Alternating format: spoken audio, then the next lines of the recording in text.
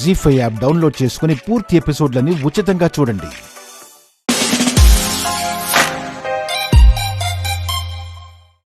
కన్న తండ్రివేను నువ్వు డబ్బులు లాగాలని చూస్తున్నావు. ఏ సంబంధం లేని ఆ శ్యామ మేడం మన కన్నయ్య కోలుకోవాలని వెనక ముందు ఆలోచించకుండా డబ్బులిచ్చి రక్తం ఇస్తుంది.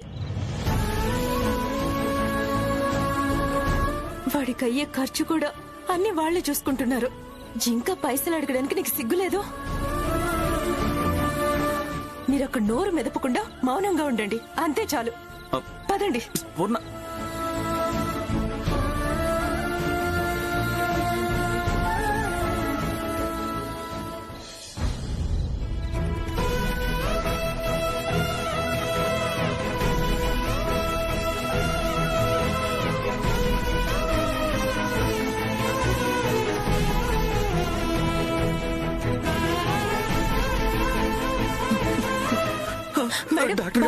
బాబు సేఫ్ గానే ఉన్నాడు.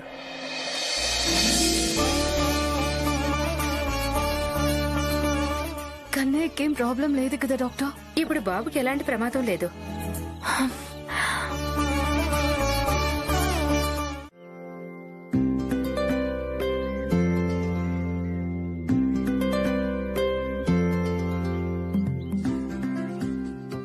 కన్నయ్య,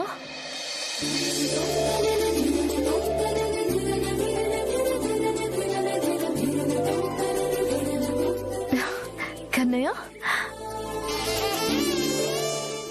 ఇదిగో ఇవి తీసుకోండి. ఇప్పుడు ఇవన్నీ ఎందుకు మేడం? ఏం పర్లేదు, తీసుకోండి. మీరు కూర్చోండి మేడం, నేను మంచినీళ్ళు తీసుకొస్తాను.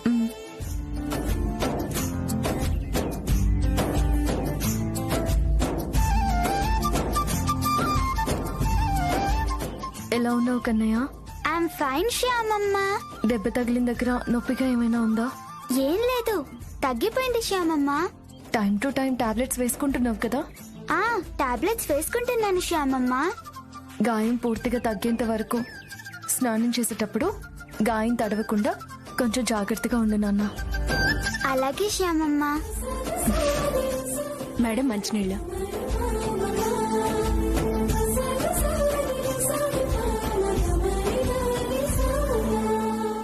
ఇంట్లో ఎవరెవరు ఉంటారమ్మా? మేము ముగ్గురం ఉంటాం మేడం. నేను, వీడు, వీళ్ళ నాన్న. వీళ్ళ నాన్న డ్రైవింగ్ చేస్తాడని చెప్పారు కదా?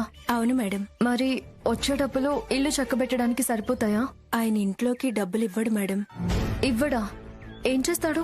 వచ్చిన డబ్బులు వచ్చినట్టుగా రోజు తాగడానికి ఖర్చు పెడతాడు. అలా అయితే ఎలా? మరి ఇళ్ళెలా గడుస్తుంది? ఇంట్లో కావలసిన సామాన్లకి, బాబుకి పాల ప్యాకెట్లకి ఇలా చాలా డబ్బులు అవసరం అవుతాయి కదా. అందుకు మా మేడం గారు ఉన్నారు మేడం. అదిగో ఆ పక్కింట్లోనే పనిచేస్తాను. ఆవిడే మాకి రూమ్ అది ఇచ్చారు. కాస్తో కూస్తో బతుకు సాగిస్తున్నామంటే ఆవిడ పుణ్యమే. వీడి కడుపున పడిన దగ్గర నుంచి మాకు కావాల్సినవన్నీ ఆవిడగారే ఇస్తున్నారు. మమ్మల్ని బాగా చూసుకుంటున్నారు. తినడానికి తిండి, ఉండడానికి గూడు ఇచ్చారు. అది చాలు. ఆవిడే గనక లేకుంటే ఇప్పుడు మా బతుకులు ఏమైపోయావో. అవును, ఆవిడెవరూ గాని నిజంగా చాలా మంచావిళ్లాగే ఉన్నారు. డబ్బు కోసం, ఆస్తుల కోసం అయిన వాళ్ళని దూరం పెడుతున్న ఈ రోజుల్లో ముక్కు మొహం తెలియని మిమ్మల్ని తీసుకొచ్చి ఇంట్లో పెట్టుకొని ఇదంతా చేస్తున్నారంటే నిజంగా ఆవిడది చాలా గొప్ప మనసు. ఇలాంటి స్వార్థపూరిత ప్రపంచంలో అలాంటి వాళ్ళు ఉండడం చాలా అరుదు. నువ్వెంతో అద్భుతంగా ఈ కన్నయ్య పెయింటింగ్ వేశావు. కన్నయ్య, ఇవేనా ఇంకేమైనా వేసావా? ఓ, నేను చాలా వేశాను శ్యామమ్మ. నాకొద్దు నానమ్మ, నాకు మమ్మీ కావాలి. నాకేమొద్దు. ఇది తీసుకో.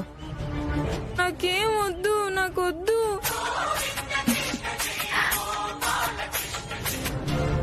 హలో, చెప్పండి అఖిల్ బాబు. క్షమ, ఎక్కడున్నావు? నేను కన్నయ్య దగ్గరున్నాను. ఇంకా బయలుదేరలేదా? లేదండి, కొంచెం టైం పడుతుంది. లే క్షమ, నువ్వు వెంటనే బయలుదేరి ఇంటికి రా. ఎందుకండి అంత అర్జెంట్గా రమ్మంటున్నారు? ఏమైంది? ఇక్కడ విహారీ మమ్మీ మమ్మీ అని ఏడుస్తున్నాడు. సరే, కాసేపు ఆగి వచ్చేస్తాను. ఇక్కడ కన్నయ్య వాళ్ళ మేడం గారిని కలిసి వెంటనే బయలుదేరుతాను. ఈ లోపు వాడు ఇల్లు పీకి పందిరేసేలా ఉన్నాడు. తనని ఇంకెప్పుడైనా కలవచ్చు గాని నువ్వు త్వరగా రా. సరే, బయలుదేరుతున్నానులేండి. ఓకే.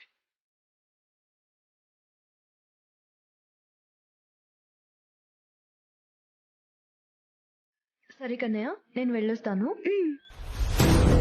పూర్ణ, నేను ఇంటికి వెళ్తాను. ఏమైంది మేడం? విహారీ మమ్మీ మమ్మీ అని ఏడుస్తున్నాడంట. వచ్చి చాలాసేపు అయింది కదా మేడం. మేడం గారు మిమ్మల్ని రమ్మన్నారు.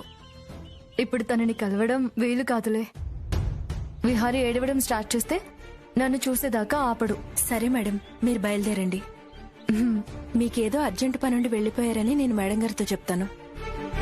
ఇంకోసారి వచ్చినప్పుడు మేడం గారిని పరిచయం చేస్తాను. అలాగే పూర్ణ, ఇంకొకసారి వచ్చినప్పుడు తనని ఖచ్చితంగా కలుస్తాను. సరే మేడం. కన్నయ్య, వెళ్ళొస్తాను. బాగా చదువుకోవాలి, సరేనా? అలాగే శ్యామమ్మ. బాబు జాగ్రత్త పూర్ణ. సరే మేడం.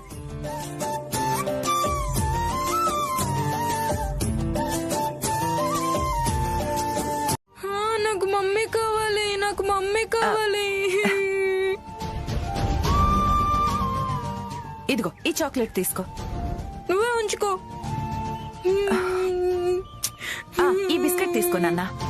తాతయ్యకి ఇచ్చేయ్.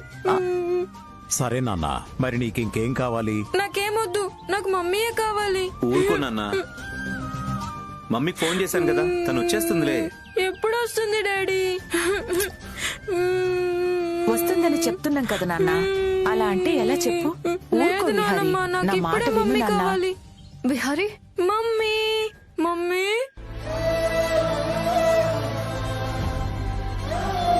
నువ్వు లేకుండా నేను ఉండలేను మమ్మీ. విహారీ, వచ్చేసాను కదా నాన్న. ఇప్పుడే కదా వెళ్ళింది. ఎందుకు నాన్న ఏడుస్తున్నావు? నువ్వు పక్కన లేకుంటే బోర్ కొడుతుంది మమ్మీ. నన్ను వదిలి ఎక్కడికి వెళ్ళావు? కన్నయ్యకి హెల్త్ బాగాలేదు కదా నాన్న, అందుకే తనని చూడ్డానికి వెళ్ళాను. మమ్మీ, ఇంకెప్పుడు నన్ను వదిలి వెళ్ళొద్దు. ఉమ్,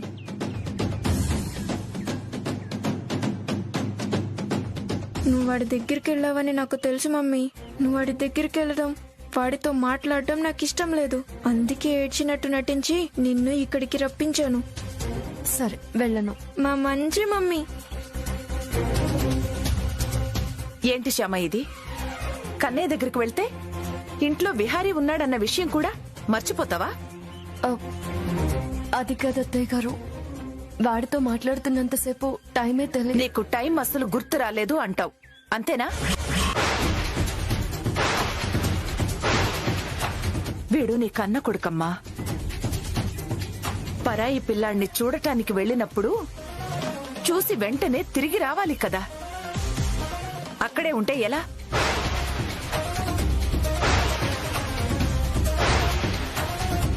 విహారీ నీకోసం గుక్క పెట్టి ఏడుస్తున్నాడు. మేమేది ఇస్తామన్నా, ఎంత బుజ్జగించినా ఊరుకోవడం లేదు. నాకు మమ్మీ కావాలి మమ్మీ కావాలి అని అల్లరి చేస్తున్నాడు.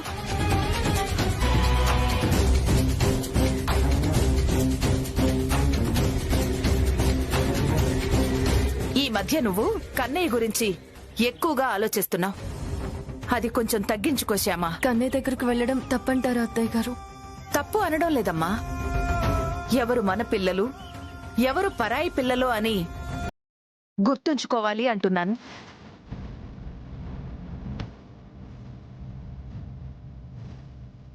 ఎక్కడ ఉండవలసిన వాళ్ళని అక్కడే ఉంచడం, ఎలా చూడాల్సిన వాళ్ళని అలా చూస్తేనే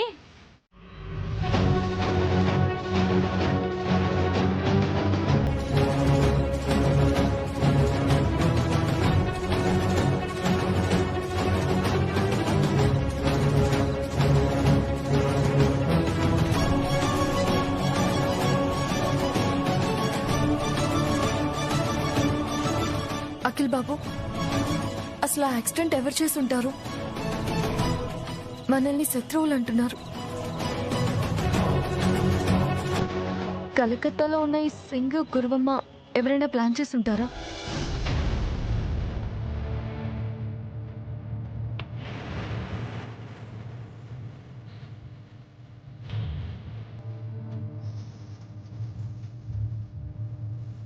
లేదు అఖిల్ బాబు, వీళ్ళకి అవసరమే లేదు. మరి ఇంకెవరు చేస్తుంటారు?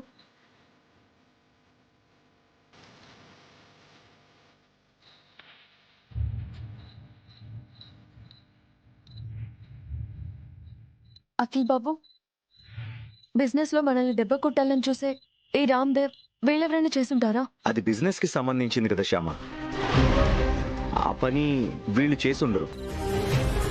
ఎందుకలా అనుకుంటున్నారు మీరు? వాళ్ళ కంపెనీ మన కంపెనీని అధిగమించాలనే తపన వాళ్లకు ఉంది తప్ప వ్యక్తిగతంగా వాళ్ళకి మన మీద ఎలాంటి కక్ష లేదు. వాళ్ళు చాలా మంచివాళ్ళు, ఇలాంటి తప్పుడు పనులు చేసే మనుషులు కాదు. వాళ్ళ గురించి నాకు బాగా తెలుసు శ్యామ. మరి వాళ్ళు కాకపోతే ఇంకెవరై ఉంటారు అఖిల్ బాబు? నాకు అదే అర్థం కావట్లేదు శ్యామ.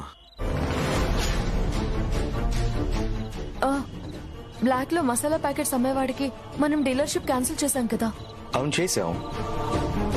ఇంకోసారి ఆ పొరపాటు చేయనని చెప్పాడు కదా. ఇప్పుడు తను మనం చెప్పిన రేటుకి అమ్ముతున్నాడు. అయినా ఎందుకు తన గురించి అడుగుతున్నావు? ఒకవేళ తనే చేసుండొచ్చు కదా అని. అలాంటిదేం ఉండదు శ్యామ. డబ్బు కోసం బ్లాక్ లో అమ్మాడే తప్ప దానికోసం మన మీద పగ పెంచుకునే వ్యక్తి కాదు. అయితే మన కంపెనీలో పనిచేసే మేనేజర్ ని తీసేసాం కదా, అతనేమైనా చేసే అవకాశం ఉంటుందా? అంటే ఇప్పుడు అతను సిటీలోనే లేడు. అలాంటప్పుడు తను ఎలా చేస్తాడు? మరి ఇంకెవరు చేస్తారు అఖిల్ బాబు? మన శత్రువులు కాదు, ఆఫీస్ లో ఉన్నవాళ్ళు కాదు, ఇంకెవరై ఉంటారు? మరి మన రిలేటివ్స్ ఎవరైనా చేసుంటారా?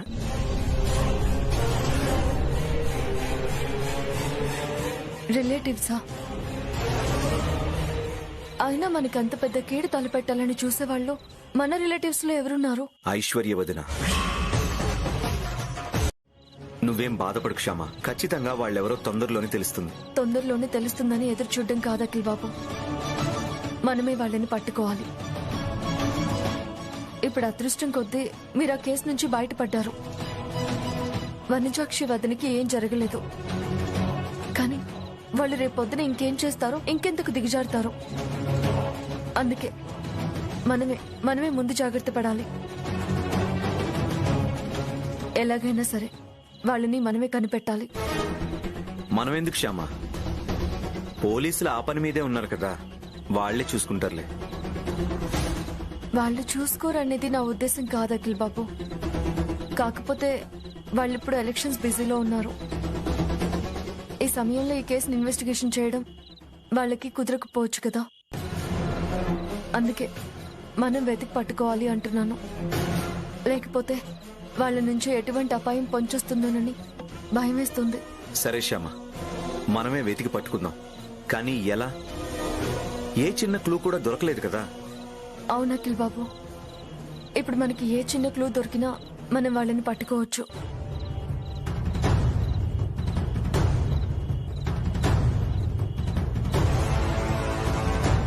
అఖిల్ బాబు, యాక్సిడెంట్ జరిగిన టైంలో కార్ కీస్ మీ దగ్గరే ఉన్నాయా? నా దగ్గరే ఉన్నాయి శ్యామ. మీ దగ్గరే ఉంటే మరి మన కార్ ఎలా తీసుకెళ్లారు? అదే అర్థం కావట్లేదు శ్యామ. మీరు అంతకుముందు కార్ కీస్ ఎవరికైనా ఇచ్చారా? లేదు. లేదా? కీస్ లేకుండా కార్ ఎలా తీసుకెళ్ళుంటారు?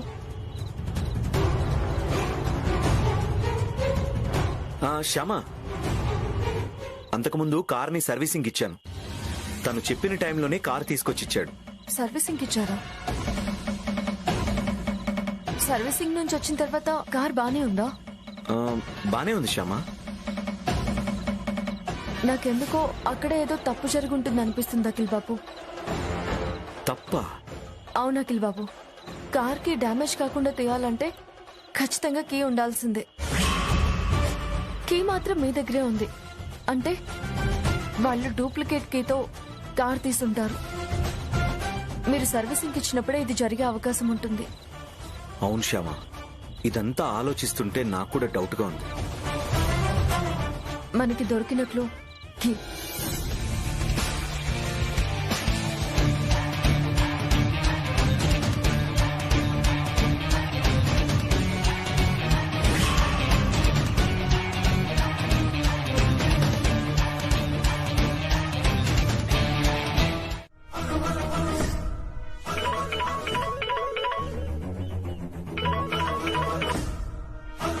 హలో హలో మేడం, నేను కారు సర్వీసింగ్ నరేష్ మాట్లాడుతున్నాను. చెప్పు. అఖిల్ శ్యామ ఇద్దరు కలిసి నా కారు సర్వీసింగ్ సెంటర్కి వచ్చారు మేడం.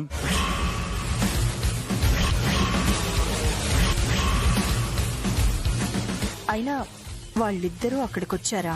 అవును మేడం, డూప్లికేట్ కి ఎవరు తయారు చేశారు అని ఎంక్వైరీ చేయడానికి వచ్చారు మేడం. నా నుంచి నిజం రాబట్టాలని వాళ్ళు ఎన్నో విధాలుగా ట్రై చేశారు. కానీ నేను నా తెలివితేటలు ఉపయోగించి అబద్ధం చెప్పి వాళ్ళని పంపించేశాను. మంచి పని చేశావు. అవును, ఇంతకీ వాళ్ళు నీ దగ్గరికి ఎప్పుడొచ్చారు? ఇప్పుడే వచ్చారు మేడం. వాళ్ళు ఇక్కడి నుంచి వెళ్ళగానే వెంటనే మీకు నేను ఫోన్ చేశాను. మేడం, వాళ్ళు ఇప్పుడు డూప్లికేట్ కీస్ తయారు చేసే షాప్ దగ్గరికి వెళ్తున్నారు. వాళ్ళు మాట్లాడుకుంటుంటే నేను విన్నాను. అవునా? పండగ అయిపోయి 10 రోజులైనా గుమ్మానికి తోరణాలు వేలాడుతున్నట్టు ఈ శ్యామ ఇంకా యాక్సిడెంట్ విషయాన్ని వదిలేయడం లేదన్నమాట. మేడం, నేనంటే ఏదో చెప్పి తప్పించుకున్నాను. వాడు ఏం చెప్తాడో ఏమో. సరే, నేను చెప్పేది విను. నువ్వు వెంటనే బయలుదేరి మనం ఎవరి దగ్గరైతే కీ చేయించామో అక్కడికొచ్చేసే. నేను కూడా వస్తున్నాను. సరే మేడం, మీరు తొందరగా రండి. అలాగే.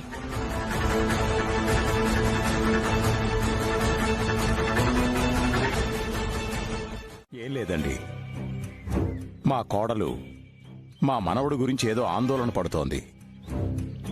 మీ సలహా తీసుకుందామని, మీరేదైనా పరిష్కారం చెప్తారని రమ్మన్నాను. చెప్పండమ్మా, ఏంటి సమస్య? అదే గురువుగారు, రోజు రోజుకి మా వాడు చాలా విచిత్రంగా ప్రవర్తిస్తున్నాడు.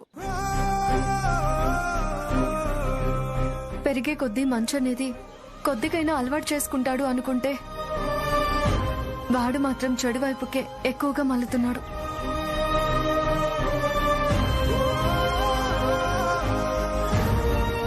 వాడి చేష్టలు చూస్తుంటే నాకు చాలా భయమేస్తుంది. నేనేం చేయాలో అర్థం కావడం లేదు. పిల్లలు అన్నాక అల్లరి చేస్తారు, దానికి ఆందోళన పడాల్సిందేముంది? అల్లరైతే నేను కూడా సంతోషంగా భరించగలను. కానీ వాడు చేసేది అల్లరి కాదు గురువుగారు. వాడి ప్రవర్తన పూర్తిగా మారిపోయింది. పెద్దవాళ్లకి గౌరవం ఇవ్వడం లేదు. మంచి మర్యాద లేకుండా మాట్లాడుతున్నాడు.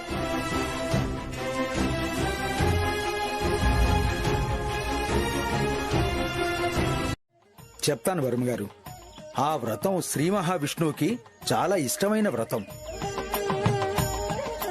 ఆషాఢ మాసంలో శుద్ధ ఏకాదశి రోజున క్షీరసాగరంలో శయనించిన శ్రీమన్నారాయణుడు కార్తీక శుద్ధ ఏకాదశి నాడు నిద్ర నుండి మేల్కొంటాడని,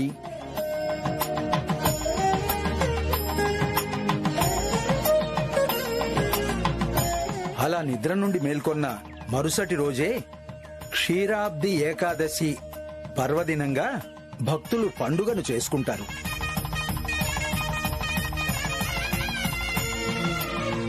ఈ కార్తీక శుద్ధ ఏకాదశిని ఉత్తాన ఏకాదశి అని, ద్వాదశిని ఉత్తాన ద్వాదశి అని అంటారు.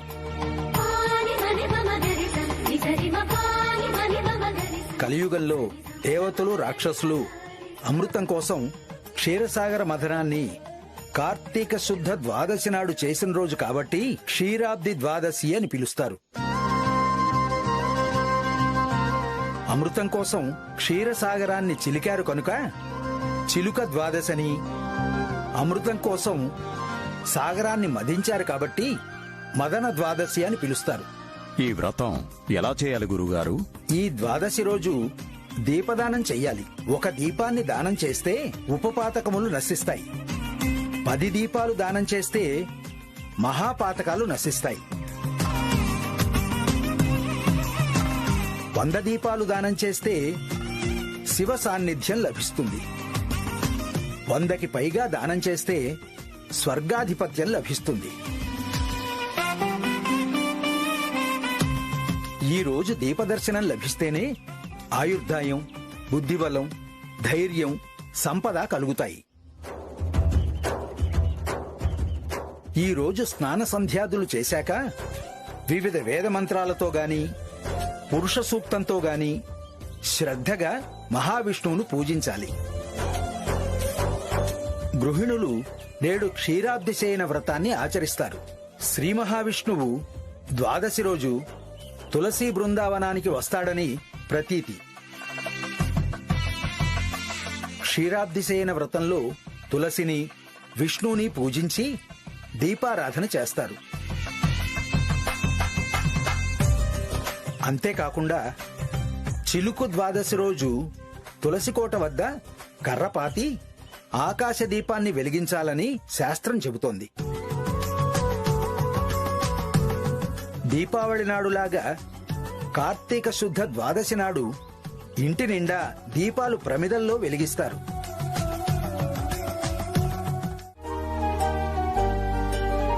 అమ్మా లే అమ్మా, టాబ్లెట్స్ తీసుకొచ్చాను.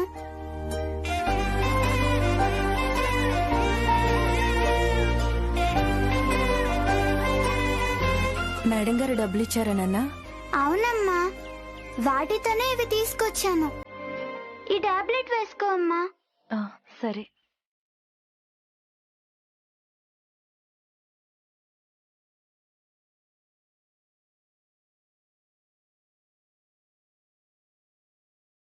కాసేపు పడుకో అమ్మా, జ్వరం తగ్గిపోతుంది. సరే నాన్న. టాబ్లెట్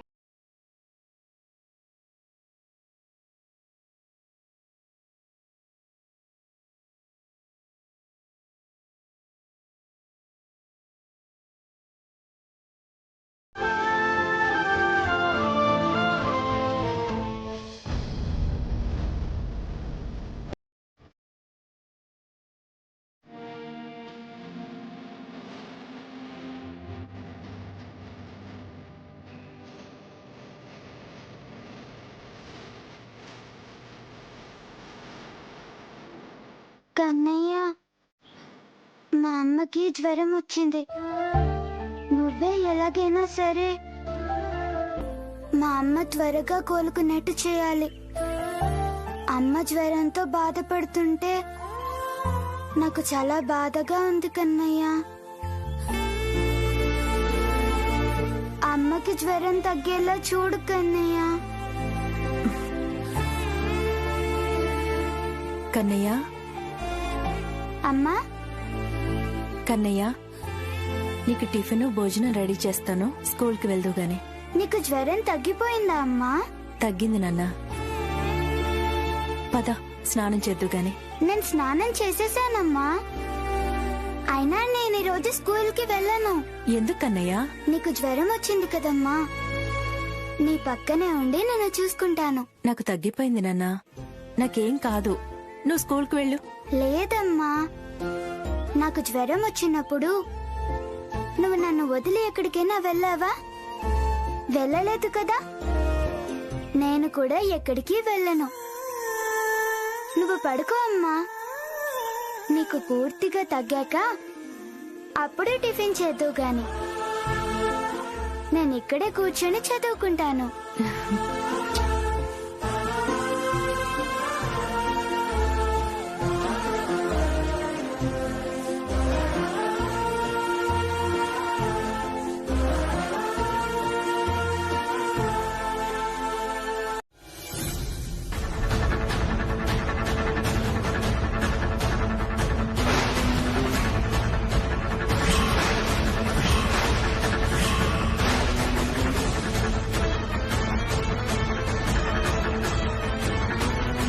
నువ్వు పొంగల్ తిన్నావా?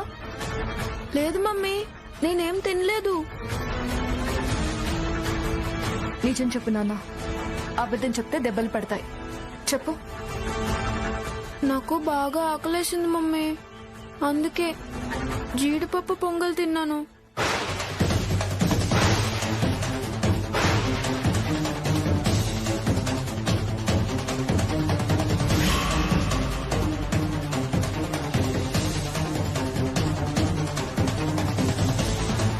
గురువుగారు, పసిపిల్లాడేదో తెలియక తిన్నాడు. ఇప్పుడు వాడితో వ్రతం చేయించొచ్చా? నేను ముందే చెప్పాను కదండి, ఈ వ్రతం చేసేటప్పుడు ఏమీ తినకూడదని.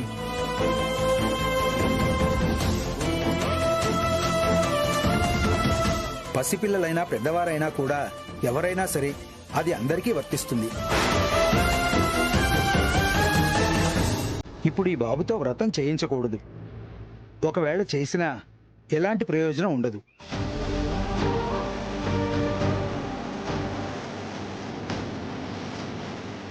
కానీ ఎట్టి పరిస్థితుల్లో కూడా ఈ వ్రతాన్ని మధ్యలో ఆపకూడదు. ఎలాగైనా సరే పూర్తి చెయ్యాలి, లేకపోతే మీ కుటుంబానికి అనర్థం జరుగుతుంది.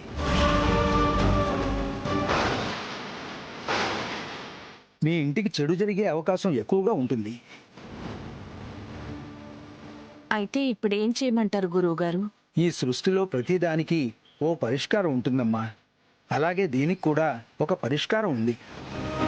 అదేంటో చెప్పండి గురువుగారు. ఈ బాబు వయసులో ఉన్న ఏ అబ్బాయి అయినా సరే తనతో ఈ వ్రతం పూర్తి చేయించవచ్చు. కానీ ఆ బాబు కూడా పొద్దుటి నుంచి ఏమీ తినకూడదు. అఖిల్ బాబు, ఇప్పటికిప్పుడు వేరే అబ్బాయి అంటే ఎవరున్నారు?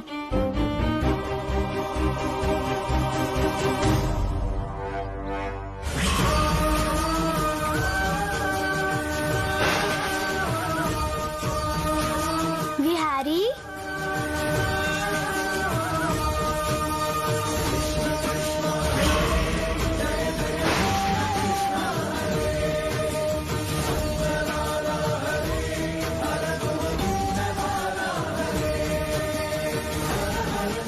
విహారీ, నువ్వు స్కూల్ కి వెళ్ళలేదా? లేదు కన్నయ్య. శ్యామమ్మ, ఇదంతా ఏంటి?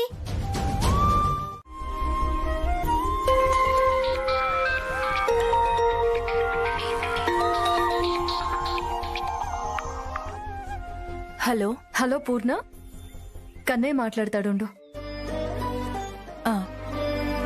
అమ్మా, చెప్పు కన్నయ్య. జ్వరం తగ్గిందా అమ్మా? తగ్గిపోయింది నాన్న. విహారీకి బుక్ ఇచ్చేసావా? ఇచ్చానమ్మా. నేను విహారీ వాళ్ళ ఇంట్లోనే ఉన్నాను. నీతో శ్యామమ్మ మాట్లాడుతుందంట. ఇవ్వు నాన్న. హలో పూర్ణ, నీ కొంట్లో ఎలా ఉంది? బాగానే ఉంది మేడం. నేను ఇవాళ ఇంట్లో వ్రతం చేశాను. కన్నయ్య విహారికి బదులుగా పూజలో కూర్చున్నాడు. ఈ రాత్రి ఇక్కడే నిద్ర చేయాలంట. అది చెప్దామని ఫోన్ చేశాను. కన్నయ్యను వదిలి ఎప్పుడూ ఉండలేదు మేడం. కన్నయ్యతో పూజ చేయించానన్నారు కదా. సరే, ఉండమని చెప్తానండి. థ్యాంక్ యూ పూర్ణ. ఒక నిమిషం, కన్నయ్యకి ఇస్తున్నాను. హలో అమ్మా. కన్నయ్య, నువ్వు ఈరోజు అక్కడే ఉండు. నేను బానే ఉన్నానులే. నా మీద నువ్వేం బెంగ పెట్టుకోకు నాన్నా. అమ్మగారిని ఏం ఇబ్బంది పెట్టుకో. అలాగే అమ్మా. నువ్వు టిఫిన్ చేసి టాబ్లెట్స్ వేసుకొని పడుకో అమ్మా. సరే నాన్నా, ఉంటాను కన్నయ్య. జాగ్రత్త నాన్నా. సరే పూర్ణ, ఉంటాను.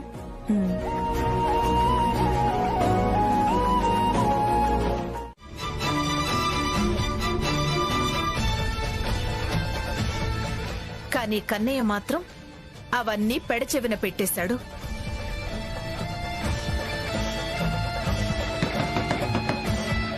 మన ఇంటికి మంచి జరిగితే తనకేంటి, చెడు జరిగితే ఏంటి? తన దారి తను చూసుకున్నాడు. గురువుగారు చెప్పినట్టు ఇప్పుడు ఏ అనర్థం జరుగుతుందో ఏమో. అనవసరంగా మనం ఈరోజు కన్నయ్యతో పూజ చేయించాం. వసంత, ఇంకా చాలా ఆపు. ఇప్పుడు దాని గురించి మాట్లాడుకోవాల్సిన పని లేదు. కన్నయ్య ఇలా చేశాడంటే నేను నమ్మలేకపోతున్నాను. ఇప్పుడు ఏం చేద్దాం డాడీ? గురువుగారికి ఈ విషయం చెప్పి ఏం చేయాలో తననే అడిగి తెలుసుకుందాం.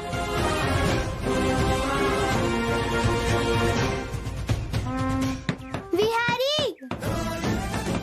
శ్యామమ్మ, తలుపు తెరువు, భయంగా ఉంది.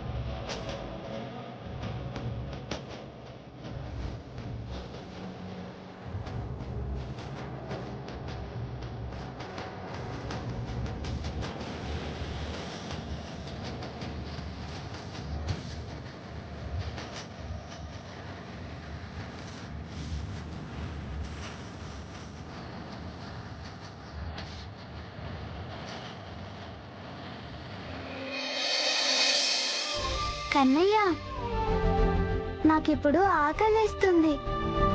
ఏం చేయాలి?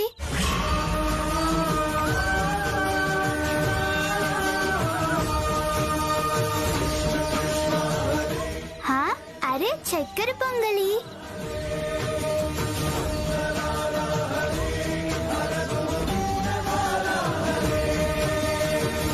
కన్నయ్య, నాకు ఆకలనగానే పొంగలి తెచ్చావా? థ్యాంక్స్ కన్నయ్య, నేను తింటాను.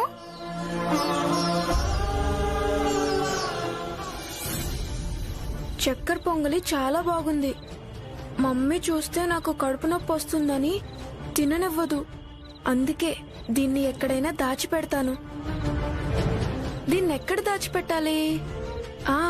స్టోర్ రూమ్ లో అయితే ఎవ్వరికీ దొరకదు.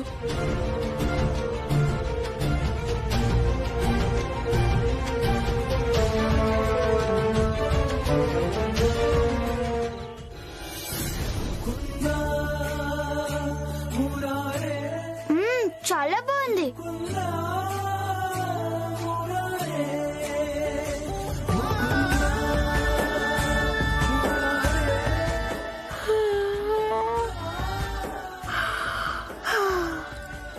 కన్నయ్య, నాకు నిద్ర వస్తుంది, పడుకుంటాను.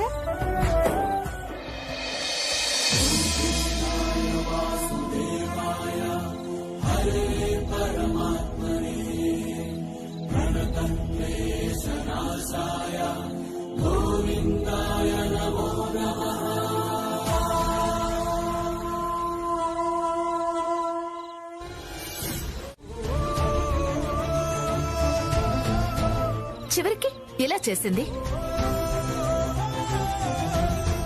శ్యామ చేస్తుంది చాలా తప్పండి. కన్నయ్య ముందు విహారిని తక్కువ చేసి మాట్లాడుతుంది. నేనెన్నిసార్లు వద్దని చెప్పినా శ్యామ మాత్రం నా మాట వినడం లేదు. ఇలాగైతే పోను పోను విహారీ పరిస్థితి ఏంటని నాకు ఆందోళన కలుగుతోంది. చూడు వసంత, నువ్వు అతిగా ఆలోచిస్తున్నావు. ఏ కన్నతల్లైనా ఎప్పుడూ తన బిడ్డని కష్టపెట్టదు. విహారి ప్రవర్తనలో మార్పు రావాలని గట్టిగా మాట్లాడుతుంది తప్ప వాడి మీద శ్యామకి ప్రేమ లేక కాదు. ఈరోజు నా బిడ్డకి మంచి చెడ్డలు తెలియాలి, లేకపోతే రేపొద్దున్న వాడి జీవితం ఏమైపోతుందేమో అని భయపడి కొంచెం కోపం ప్రదర్శిస్తుందంతే. ఏ తల్లైనా అలా చేయడం సహజం వసంత. అంతెందుకు, నువ్వు కూడా చేశావు కదా. మన పిల్లలు చిన్నతనంలో ఉన్నప్పుడు వాళ్ళు అల్లరి చేస్తే నువ్వు కోపడలేదా? ఆ తర్వాత నువ్వే బాధపడ్డావు. నీలాగే శ్యామ కూడా విహారి మీద కోప్పడి తర్వాత ఒక తల్లిగా తనలో తానే ఎంతగా బాధపడుతుందో నీకే తెలుసు.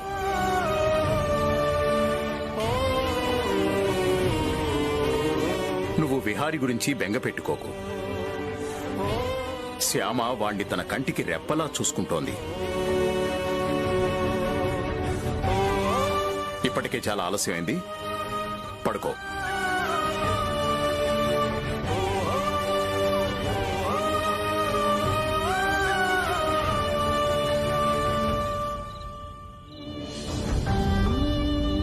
పడుకో వసంత.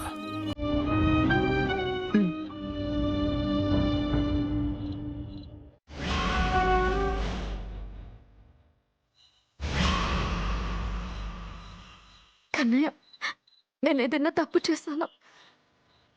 లేదు కదా. మరి అత్తయ్య గారు ఎందుకు నన్ను తప్పు పడుతున్నారు? నేను పూజ చేయించింది నా కొడుకు బాగు కోసమే కదా. కానీ చివర్లో అలా జరిగిపోయింది. ఆ సమయంలో కన్నయ్య ఇంటికి వచ్చాడు. వ్రతానికి భంగం కలగకూడదని కన్నయ్యతో పూజ పూర్తి చేయించాను. ఇది తప్ప? నేను కావాలని తనైతే కన్నయ్యతో వ్రతం చేయించలేదు కదా, అనుకోకుండా అయింది కదా. మరెందుకు కన్నయ్య నన్ను ఇలా దోషిలో నిలబెడుతున్నావు? కన్న తల్లి ఎక్కడైనా తన పిల్లల్ని చిన్న చూపు చూస్తుందా? చూడదు కదా. మరెందుకు అత్తయ్య గారు నా విషయంలో పొరపాటు పడుతున్నారు?